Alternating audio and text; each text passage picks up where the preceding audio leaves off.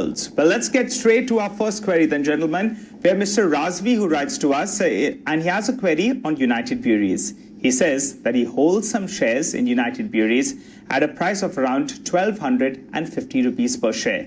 He wants to know whether or not he should hold or he should be selling. Mayuresh, let's come across to you first.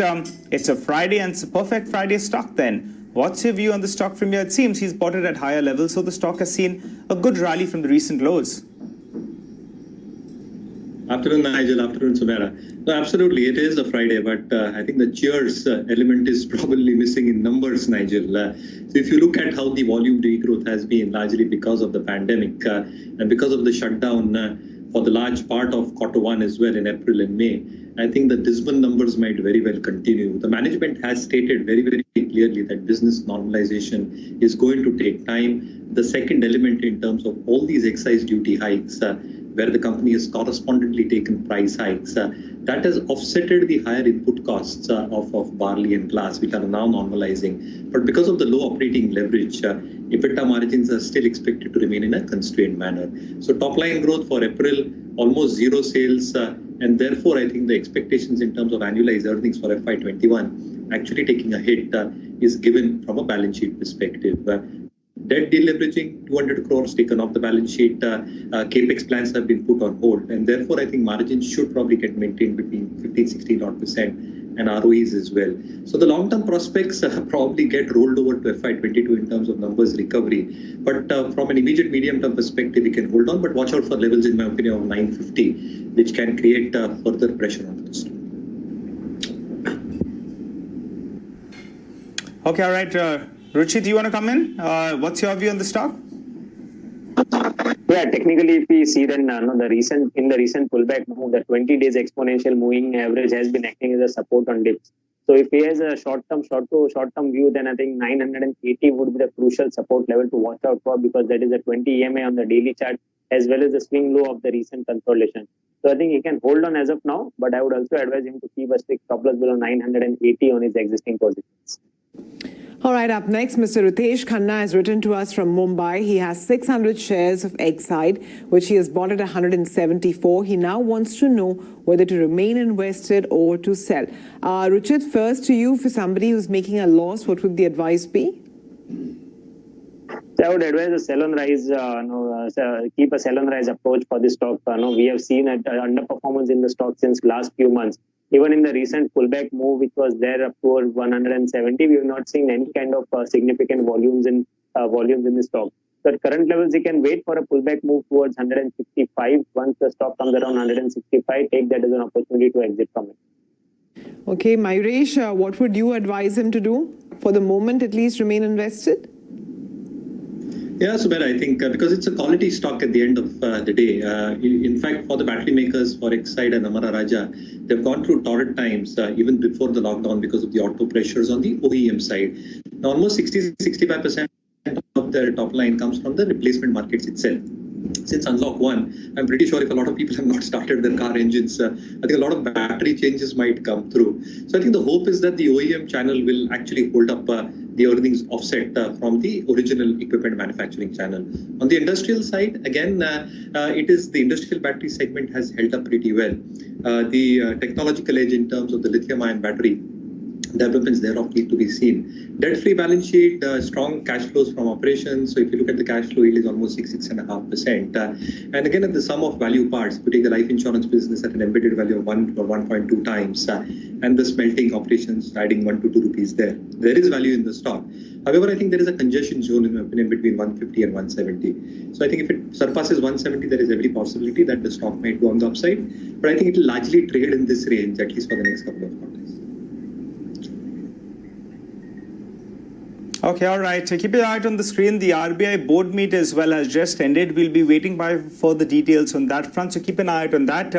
Our team is working, in fact, and we'll get you the press release and, in fact, what it exactly means. And talking about the RBI and banking stocks, we have a query that's coming in from Nishi Lahuti, who writes us from Kolkata. He holds around 53 shares of SBI at around 190 rupees. His long-term investor wants to know whether or not to hold or to sell. Mayuresh, what do you think about SBI at 190 rupees? Small quantity, 53 shares. Hold on.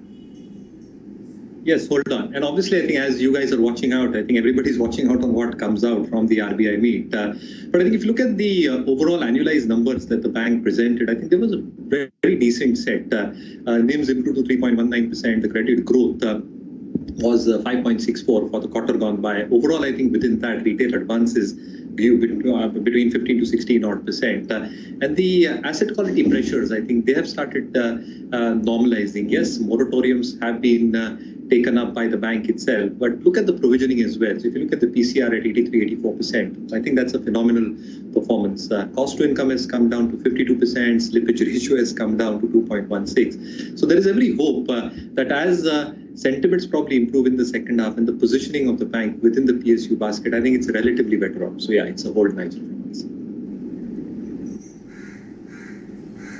Okay, all right. Ruchit, what about you? What do you think about SBI at around 190 rupees? What are the levels? I think yes, he should continue to hold on to the stock. If you see, the stock has seen a decent underperformance till mid-May. That there was a lot of low bottom structure, but now the trend for the stock at least technically has turned to sideways from down. So 200 is a crucial resistance level. It has also formed an inverted head and shoulders pattern on the daily chart, and the breakout above 200 would change the trend for the stock from sideways to positive. The immediate support for short term is placed around 169. So I would recommend till the stock is trading above 169. No, he should be hopeful of a breakout above 200 and continue to hold. All right, some numbers have just come through. Kajaria Ceramic, weakish set to net profit is down almost 30%. EBITDA margins have seen a shave off of about 100 basis points, 20% drop in revenue, and even on an EBITDA level, they have seen a contraction of about 24% odd. The other number that came through, and Nigel, you might be interested in this, is Kalyani Steel.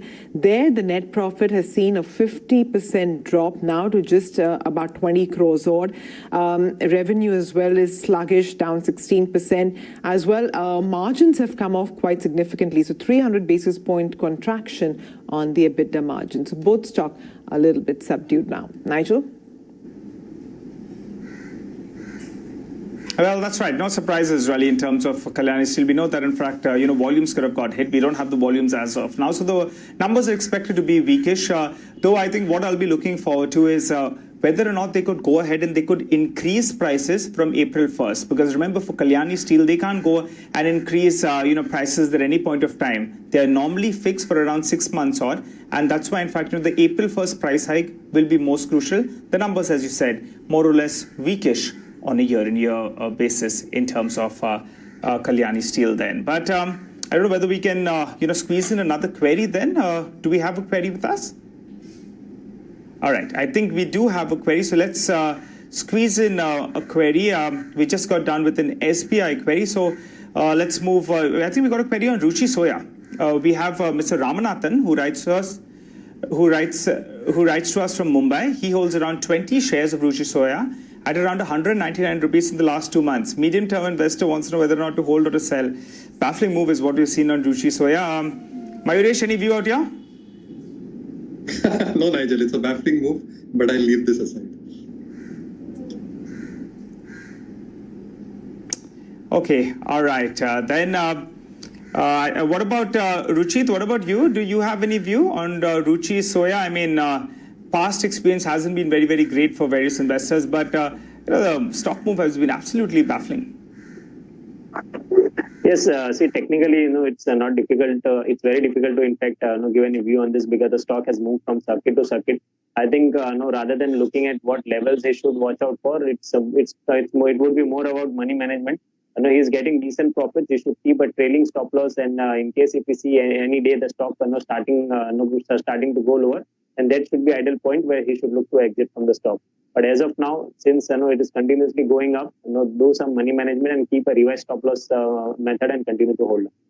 All right, gentlemen, thanks very much for joining in and for advising our viewers. But keep your eye out on the market because there's a sharp, sudden surge that's taken place. It's almost 0.9% higher now. Sensex is up 300 points and the